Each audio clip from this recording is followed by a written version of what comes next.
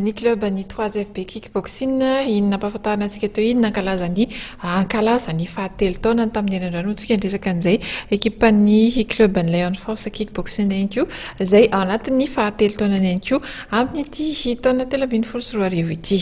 Taranja tenisy any amin'iny liginy boeny iny izay azo lazaina fa amiroborobro falatra amin'izao fotoana izao mitondra fanazavana mikasika an'iny izay tenisy any boeny izay ny filohan'ny ligina Analamanga liginy boeny zafady.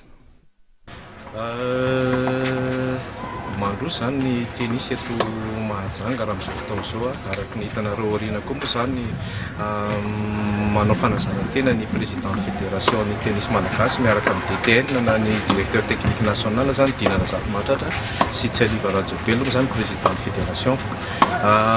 Tonga eto zareo androany satria nanatrika ny famaranana ny championnat régional ny tenisy boeny ho fanomanana ho amin'ny championnat de Madagascar izay atao amin'ny 26 août hatramin'ny 8 septembre any Antananarivo amin'ny tana country club eny Ilafy.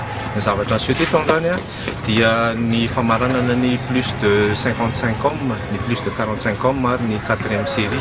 Dia tao aorianan'izay nisy ihany koa ny fanatrehanandreo ankizy izay tafiditra ao anatin'ny programme ny tenisy ny fanapahariana ny tenisy ho an'ny ankizy na ny tenisy école zany, ary tao aorianan'izay dia ny fanokanana an'ilay tennis club vaovao izay mbola tsisy anarana fa nomena ny infrastructure, nomena ligue sy ny fédération zany ny sehatra dia anjaran'ny olona mpakafy tenisy no mampivoatra azy rehefa avy eo.